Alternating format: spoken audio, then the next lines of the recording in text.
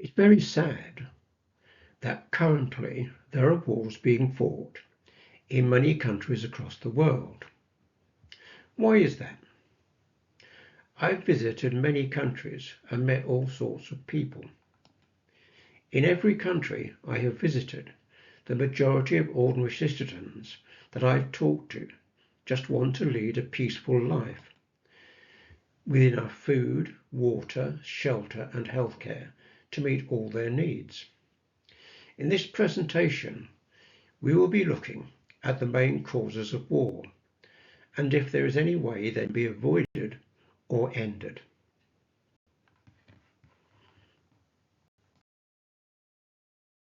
The items mentioned on this slide can affect anyone, from young children to old age pensioners. I'm sure that you will have seen presentations on the subject of jealousy and bullying, so we'll not discuss these any further. This presentation is about wars between groups of people fighting, usually over one of the items listed on this slide. On the next slide, we will look at money and power.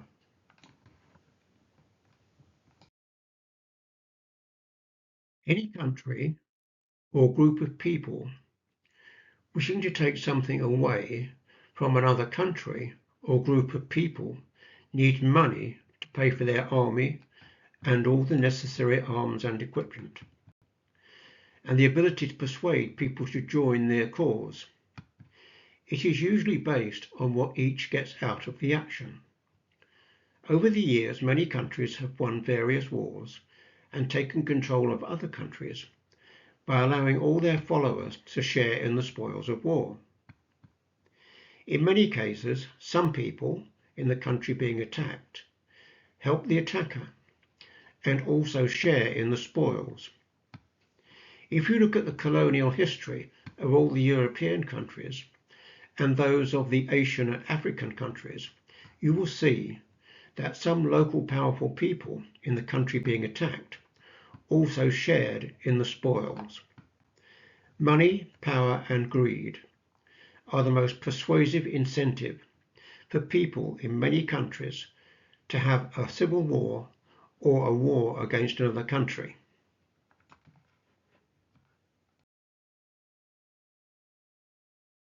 Usually, other countries were and still are attacked so that the attackers can take their products by force rather than trading, accepting that in the past many countries were either unaware of the value of their products or did not have the necessary equipment and expertise to extract them.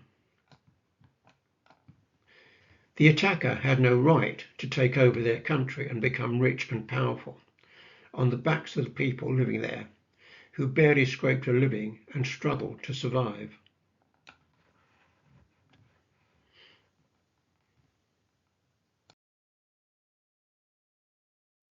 Most people can have a political or religious discussion and either agree or agree to disagree. Political ideologies that have caused major wars, such as fascism and communism, have always been about power and money, and even religious fanatics need money to finance their actions. To the best of my knowledge, all of the main religions preach love and peace.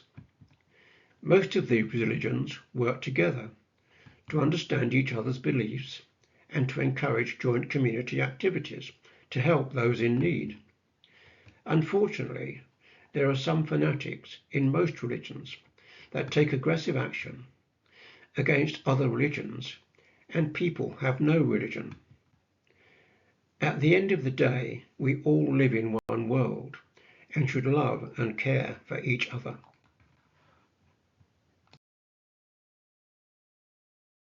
There are many organizations, both nationally and locally, who employ people to go and stir up trouble in different countries or towns and cities in their own country. Some of the international agents are employed by the government of the country where they were born.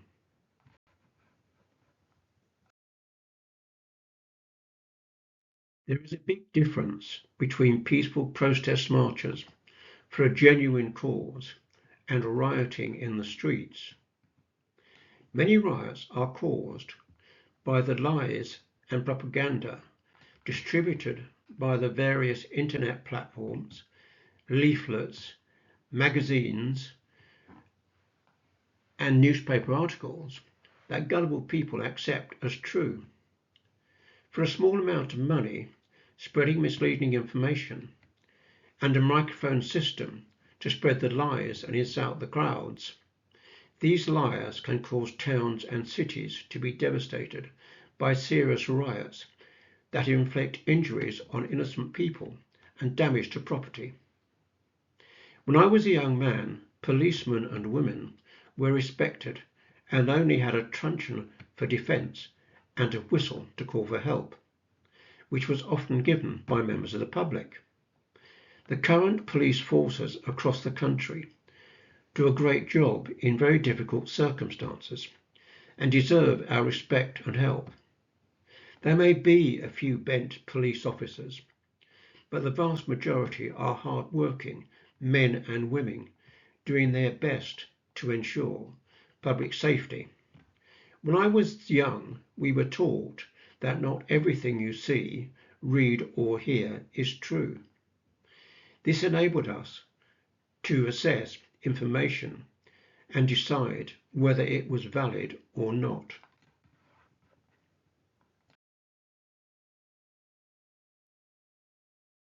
There are many businesses on both sides that make large profits on the backs of the people killed, wounded, or displaced by war. In some cases, the war has been started for economic reasons, sometimes instigated by banks, big business, and politicians. In 1941, during World War II, Britain had run out of money and signed an agreement referred to as Lend-Lease. That's to say, borrow the product and return it intact, or replace it with new if it's damaged in use, to buy much needed products on credit. At the end of the war, Britain owed over £50 million to the USA, Canada, and other countries for products supplied on credit.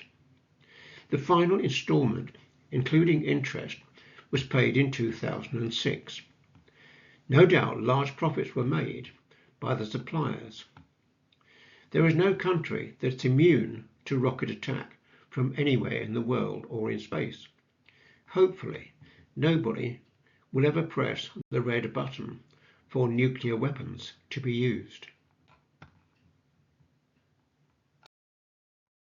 Hopefully, in the long term, only actions that are for the good of the population will be carried out in this world. Unfortunately, the necessities of life are spread unequally across the world. So, some countries have more than they need, others don't have enough of what they need, and some have almost nothing of what they need. So something needs to be done to ensure everyone has everything they need to lead a happy and peaceful life.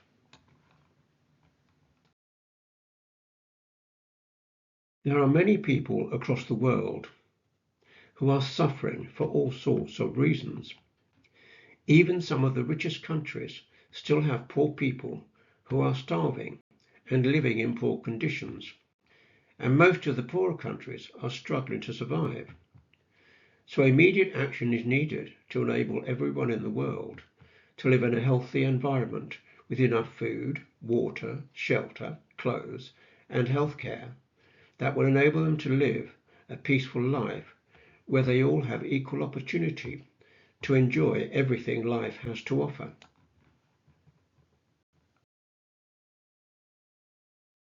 I hope this will enable you to look realistically at improving conditions worldwide to ensure that everyone has everything they need to lead a peaceful, happy and useful life. Wishing you all a long, happy and peaceful life. Bye for now.